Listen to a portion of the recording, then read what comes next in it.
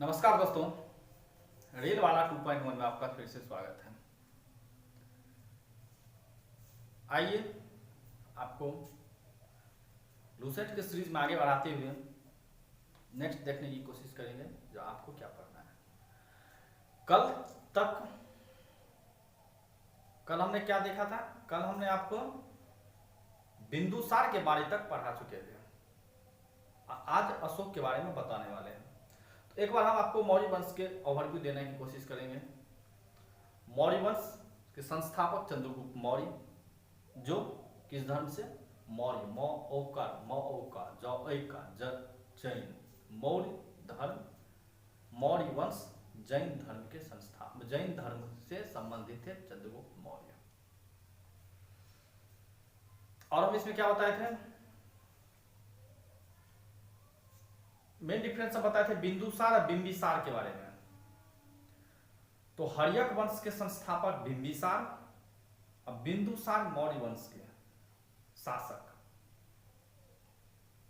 तो यहां पर क्वेश्चन कंफ्यूजिंग क्वेश्चन रहता है बिंदुसार और बिंबिसार में। बिंबिसार हर्यक वंश से संबंधित है, जबकि बिंदुसार मौर्य वंश से संबंधित है। और हम क्या बताए थे? अशोक और कालाशोक के बारे में। अशोक मौर्य वंश से संबंधित है, जबकि कालाशोक नाग दशक। कालाशोक कौन से वंश के? शिशुनाग वंश के से संबंधित है। शिशुनाग वंश के से संबंधित है कालाशोक। ये सब कुछ डिफरेंस बताए थे। आइए आज आपको अशोक महान के बारे में बताने की कोशिश करते हैं। तो अशोक के बारे में, अशोक महान के बारे में जितना भी बताया जाए उतना कम है। अशोक महान बहुत एक, इसीलिए उनके नाम के पर अशोक महान कहा जाता है। अशोक महान किस वंश से संबंधित है? मौर्य वंश से। उनका सबसे मेन, उनके जीवन काल से एक ही चीज हमको सीखने को मिलती है, जो आदमी जब चाहे खुद को बदल सकता है, जब चाहे तब बदल सकता है। कब किसका हृदय परिवर्तन हो जाएगा, कब किसका माइंड चेंज हो जाएगा, किसी को कुछ पता नहीं है। अब इसी से अंदाज लगा सकते हैं, अशोक जब राजा बना था तो राजा बनने से पहले उन्होंने अपने 99 भाई की हत्या किए हुए था। समझ लीजिए कितना वो क्रूर शासक था, लेकिन फिर भी उसके नाम के बाद अशोक महान कहा जाता। आखिर कुछ तो काम किए ना, कुछ तो काम किए।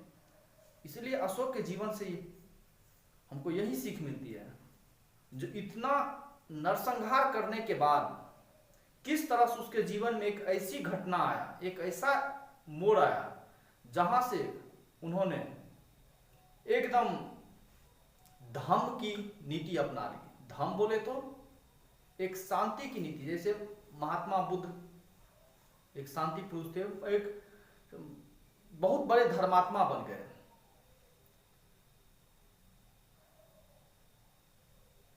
आप अंदाज इससे लगाइए, हम पहले ही बता चुके, 99 भाई की जो हत्या करके शासक बना था वो कितना क्रूर होगा।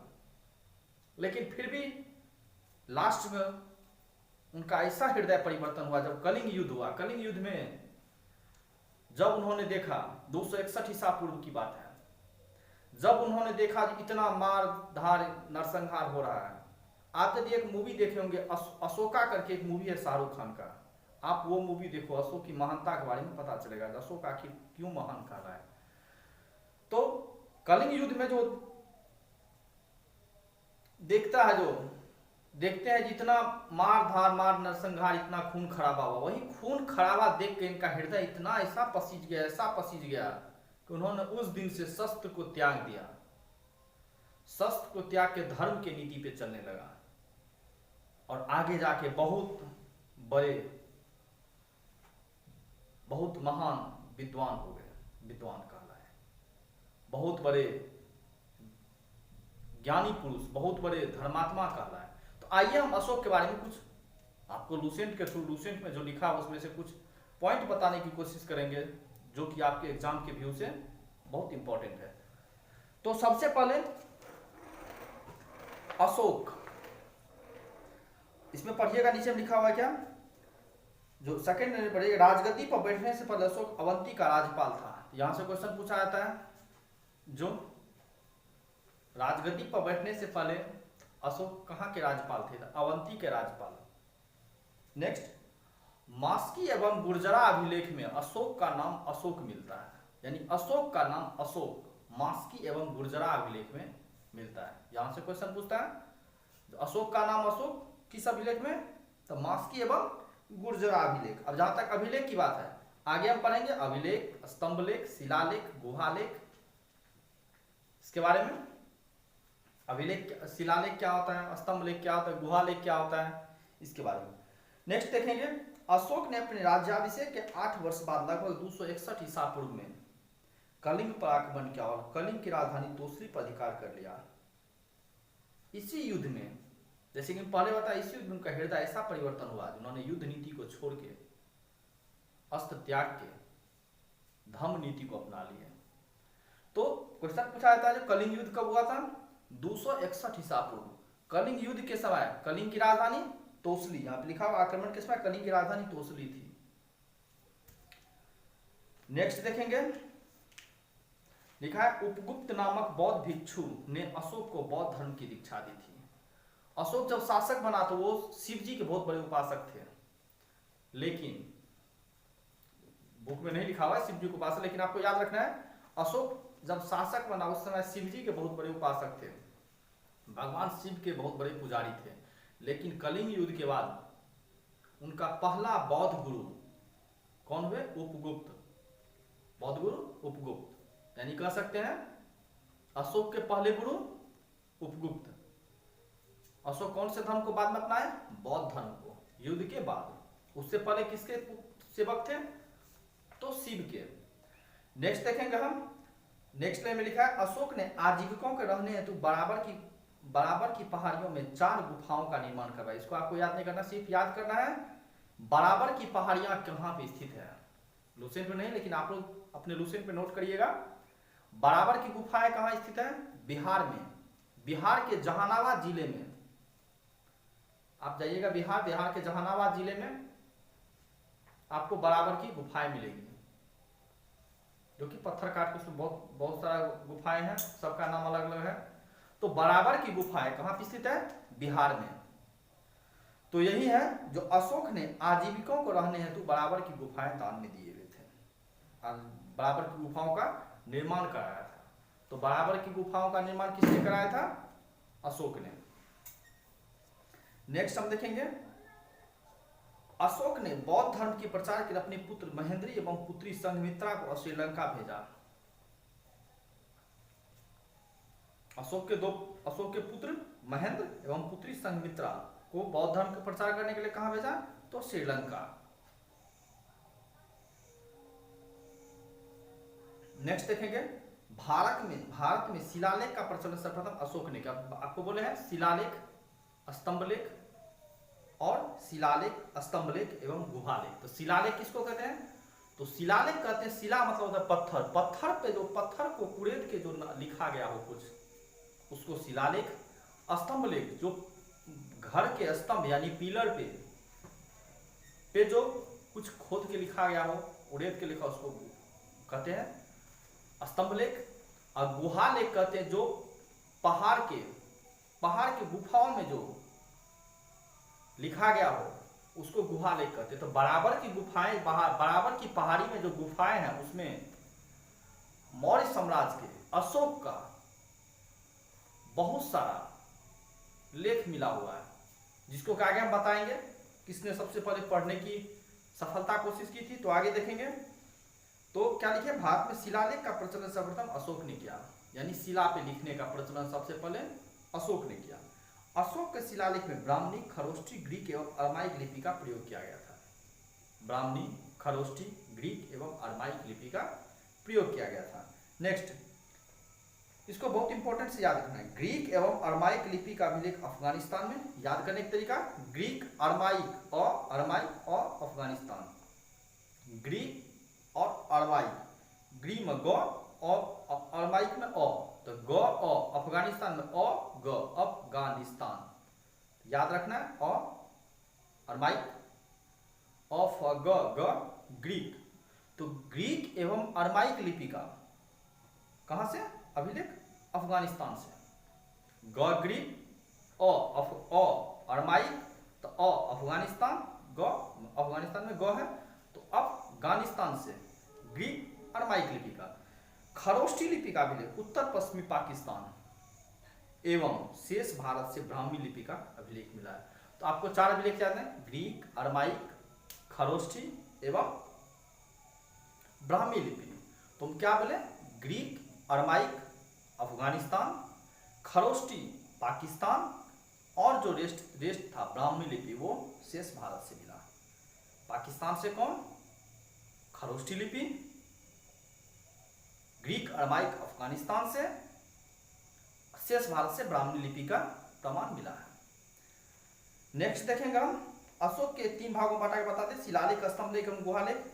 अशोक के शिलालेख को सर्वप्रथम 1750 ईस्वी में पांड्रेती पैंथेलर ने की। इसकी संख्या 14 है। शिलालेख की संख्या 14। इसको कब खोज किया गया इसके बारे में कभी नहीं पूछा गया, सिर्फ पूछा गया किसने खोज की, पैंथेरोटी पैंथेलर, और किसने पढ़ा था सबसे पहले, इसको पूछा जाता है। तो अशोक के अभिलेख को सबसे पहले पढ़ने की सफलता जेम्स प्रिंसेप ने प्राप्त की थी। सबसे पहले अशोक के अभिलेख को किसने पढ़ा था? James Prinsep. 1837 में खोज किया गया, 1750 में, 1837 में उसको पढ़ा गया था। तो कितना टोटल कितना अभिलेख शिलालेख है? 14। अब हम नीचे में देखिएगा बॉक्स में लिखा 14 शिलालेख के बारे में, उसके वर्णित है। इसको आपको 14 याद नहीं करना, उसमें मात्र हम जैसे टिके 1 2 3 4 5 के बारे में मात्र याद करना। एग्जाम में 5 से बाहर कभी नहीं पूछेगा, ना आज तक पूछा है। हो सकता है कभी पूछ दे, लेकिन आज तक ना पूछा है, लेकिन और ना ही पूछने वाला है। यदि पूछ दे तो उसकी बात अलग है, लेकिन नहीं पूछेगा। तो 14 अभिलेख में आपको फर्स्ट अभिलेख जो लिखा हुआ है, पहला अभिलेख, जिसमें पशु बलि की निंदा की गई है, यानी पशु की हत्या नहीं करना चाहिए, फर्स्ट अभिलेख में। दूसरा अभिलेख में पशु एवं मानव, 2 अभिलेख है। दूसरा तो 2 चीज का कंपैरिजन, पशु एवं मानव की चिकित्सा व्यवस्था को उल्लेख किया गया है। क्या याद रखना है? फर्स्ट अभिलेख में पशु बलि की निंदा, सबसे पहले बोला पशु की बलि नहीं होनी चाहिए। दूसरा अभिलेख में 2 है, तो 2 आदमी के बीच, कौन? पशु और मानव, पशु और मानव के बीच में चिकित्सा की व्यवस्था का वर्णन किया गया दूसरा अभिलेख में। नेक्स्ट आपको रखना है 7वां एवं 8वां अभिलेख। 7वां 8वां दोनों कंबाइंड अभिलेख है। इसमें क्या है? अशोक ने तीर्थ यात्राओं का उल्लेख किया है। 7वां और 8वां अभिलेख में तीर्थ यात्रा का उल्लेख किया गया है। फिर से कहते हैं, पहला अभिलेख अशोक ने पशु बलि की निंदा की। दूसरा अभिलेख में 2 चीज, पशु मानव की चिकित्सा की व्यवस्था। 7वां एवं 8वां अभिलेख में तीर्थ यात्रा का वर्णन किया गया है। नेक्स्ट आपको कुछ नहीं याद करना, 11वां अभिलेख याद करना है। धर्म की व्याख्या किया गया है। 11 यानी शुभ होता है, 10 रुपया शुभ नहीं होता, 11 शुभ होता है। 20 नहीं शुभ होता है, 21 शुभ होता है। 50 नहीं शुभ होता है, 51 शुभ नहीं, 1 जिसमें रहता है वो शुभ होता है। इसमें शुभ 14 अभिलेख है, एक ही में है 11 में। 11 शुभ के लिए धर्म के बारे में सिर्फ 11 में बताया गया। धर्म की परिभाषा, धर्म क्या है, इसके बारे में 11वां अभिलेख में बताया गया। और सबसे इंपॉर्टेंट 13वां शिलालेख। 13वां शिलालेख में इन्होंने कलिंग के युद्ध के बारे में, 13वां शिलालेख में कलिंग युद्ध के बारे में अशोक ने बताया है। जो किस तरह कलिंग युद्ध के बाद उनका हृदय परिवर्तन हुआ, वो अशोक के 13वां शिलालेख में है। 13वां शिलालेख में तो आपको इंपॉर्टेंट 13वां है, 7वां 8वां है, 11वां है, पहला है, दूसरा है, 5 शिलालेख मात्र याद करना है। फर्स्ट में क्या है? पशु बलि की निंदा। दूसरा में मानव एवं पशु की चिकित्सा की व्यवस्था। 7वां एवं 8वां में, 7वां और 8वां में आपको क्या बताया है? जो तीर्थ के बारे में, उसमें तीर्थ यात्रा क्या होता है, तीर्थ यात्रा के बारे में। 11वां में धर्म के बारे में। 13वां में क्या बताया? अशोक का किस तरह हृदय परिवर्तन हुआ था, कलिंग युद्ध के बारे में। तो आपको 13 इतना में से 5 शिलालेख के बारे में याद करना है। नेक्स्ट आपको याद करना है, अशोक के स्तंभ लेख की संख्या 7 है। स्तंभ लेख 7, इससे पहले हम क्या पढ़े थे, इससे पहले शिलालेख 14, स्तंभ लेख 7। स्तंभ लेख में 7 जो है, 7 में आपको सातों के बारे में देखना है। 7 में आपको जितना देखिएगा क्वेश्चन से आंसर आपको स्टार्टिंग का 3 क्वेश्चन का, जैसे प्रयाग स्तंभ लेख, प्रयाग पता है, प्रयाग, प्रयाग कहां पे, इलाहाबाद का नाम प्रयाग, तो इलाहाबाद में मिला होगा, तो प्रयाग स्तंभ लेख लिखा हुआ, इलाहाबाद के किले में स्थापित कराया। दिल्ली टोपरा, यानी टोपरा से दिल्ली स्थापित किया गया होगा। दिल्ली मेरठ, मेरठ से दिल्ली स्थापित किया गया था। तो 3 शिलालेख, 3 स्तंभ लेख के बारे में आपको ऐसे याद हो गया। कौन, प्रयाग स्तंभ लेख इलाहाबाद में स्थापित कराया गया, दिल्ली टोपरा, टोपरा से दिल्ली में स्थापित किया गया, और दिल्ली मेरठ, मेरठ से दिल्ली में स्थापित किया। कौन स्थापित किए इसके बारे में क्वेश्चन पूछा जाता है। जैसे प्रयाग स्तंभ लेख इलाहाबाद में कौन स्थापित किया, अकबर, ठीक। प्रयाग स्तंभ लेख इलाहाबाद में किसने स्थापित किया, अकबर ने। दिल्ली टोपरा एवं दिल्ली मेरठ स्तंभ लेख दिल्ली में किसने स्थापित किया, एफएसटी, जिसको फिरोज शाह तुगलक बोलते हैं, इन्होंने स्थापित किया। नेक्स्ट राम, यहाँ 3 क्वेश्चन, यदि बिहार का कोई भी एग्जाम दे रहा हो, जैसे Bihar SI, Bihar forest guard, Bihar police, इसमें 3 क्वेश्चन के बारे में पूछता है, क्योंकि इससे रिलेशन बिहार से। जैसे रामपुरवा, लौरिया अरेराज और लौरिया नंदनगढ़, तो रामपुरवा, ठीक, रामपुरवा स्तंभ लेख की खोज किसने की थी, कार्लायल ने। रामपुरवा का कार्लायल ने। लौरिया अरेराज चंपारण बिहार, लौरिया नंदनगढ़ चंपारण बिहार। तो रामपुरवा भी चंपारण बिहार में, लौरिया अरेराज भी चंपारण बिहार में, और लौरिया नंदनगढ़ भी चंपारण बिहार में। ये तीनों बिहार में, तीनों में सिर्फ एक खास बात क्या है, तो लौरिया नंदनगढ़ जो स्तंभ लेख उसमें मोर का चित्र है। लौरिया स्तंभ लेख जो है उसमें, लौरिया नंदनगढ़ जो है उसमें मोर का चित्र है। तो आपको 7 स्तंभ लेख के बारे में बताएं। फर्स्ट में क्या बताएं, प्रयाग स्तंभ लेख अकबर ने इलाहाबाद में स्थापित कराया। दिल्ली टोपरा, दिल्ली मेरठ, दिल्ली टोपरा, टोपरा से दिल्ली स्थापित किया। दिल्ली मेरठ, मेरठ से दिल्ली स्थापित किया कौन, एफएसटी, फिरोज शाह तुगलक। उसके बाद लौरिया नंदनगढ़, लौरिया नंदनगढ़, इसका क्या खास बात है, इसमें मोर का चित्र है, सब चंपारण बिहार में। लौरिया नंदनगढ़, उसके बाद लौरिया अरेरा चंपारण बिहार, और रामपुरवा जिसका खोज किसने की थी, कार्लायल ने। तो नेक्स्ट और 3 चीज याद करना, उसके बाद आपको अशोक के बारे में टोटल याद। जैसे कौशाम्बी अभिलेख को रानी का अभिलेख कहा जाता है, कौशाम्बी अभिलेख को रानी का अभिलेख। अशोक का 7वां अभिलेख सबसे लंबा है, और सबसे छोटा रुम्मीदेई अभिलेख है। तो सबसे लंबा अभिलेख 7वां अभिलेख, सबसे छोटा स्तंभ लेख रुम्मीदेई अभिलेख, एवं कौशाम्बी अभिलेख को रानी का अभिलेख कहा गया है। तो आपको अशोक के बारे में, जो अशोक से मेन क्वेश्चन था, वो आपको बता दिया गया। नेक्स्ट दिन आप इसमें कुछ एक्स्ट्रा पढ़ने वाली चीज है नहीं जो आपको एक्स्ट्रा बताएं, एक्स्ट्रा कुछ पढ़ने वाले नहीं। और जो एक्स्ट्रा होगा तो नेक्स्ट वीडियो, चूंकि वीडियो लंबा चला गया, 19 मिनट 20 मिनट का हो गया वीडियो लंबा चला गया। तो नेक्स्ट आपको बताते हुए कल आपको ब्राह्मण साम्राज्य, मौर्य साम्राज्य का कल खत्म होगा। मौर्य साम्राज्य खत्म हो गया, लास्ट अशोक, मौर्य साम्राज्य खत्म। इसके बाद आपको शुंग एवं कण्व वंश के बारे में बताया जाएगा। शुंग वंश जो पहला ब्राह्मण वंश, हिंदू वंश था, इसके बारे में कल आपको। पुष्यमित्र शुंग नाम सुने होंगे, पुष्यमित्र शुंग महान शासक। अब आपको नेक्स्ट में शुंग वंश के बारे में, और आज आपको मौर्य वंश लगभग खत्म हो गया। कल शायद इसमें 2-4 क्वेश्चन मात्र होना चाहिए। उसके बाद आपको नेक्स्ट जाएंगे शुंग वंश के बारे में। इसी तरह के वीडियो आपको देखने के लिए, इसी तरह से रिलेटेड लूसेंट के सीरीज जारी रखते हुए आप लोग इसमें वीडियो पे बने रहिए। और हो सकता है तो कल से आपको एसएससी जीडी का जो एग्जाम चला उससे रिलेटेड कुछ इंपॉर्टेंट क्वेश्चन बताया जाएगा, जो भी उसके कैंडिडेट हो उसको आगे में। एसएससी का जीडी का है तो इसका मतलब सिर्फ एसएससी जीडी में हुए क्वेश्चन पूछा जाएगा, ऐसा कोई बात नहीं है। मतलब एसएससी का टेस्ट सीरीज चालू किया जाएगा, उसमें बने रहिए। हर एक क्वेश्चन एसएससी में बाबर के बेटा हुमायूं ही होगा, और यदि आप MTS का तैयारी उसमें भी बाबर का बेटा हुमायूं ही पूछा जाएगा, और यदि आप बैंक का भी तैयारी हो वही पूछा जाएगा सबका। ऐसा कुछ नहीं है जो SSC GD बोले तो सिर्फ उन्हीं को देखना और उन्हीं को क्वेश्चन ये आएगा हर एक चीज़ के। लेकिन हाँ एक मन की रहती है, चलो भाई इसका बताएं, इसका है तो फिर हो सकता है जिसी में क्वेश्चन आए तो ऐसी कोई ऐसा बात होता है, लेकिन ऐसा कोई बात है नहीं। जो क्वेश्चन एक क्वेश्चन का बहुत सारे एग्जाम के लिए आता है। तो कल से हो सकता है तो करंट का तो ऐसा चलते रहेगा, कल आपको ओलंपिक से संबंधित या फिर सिविलियन अवार्ड से संबंधित क्वेश्चन बताया जाएगा।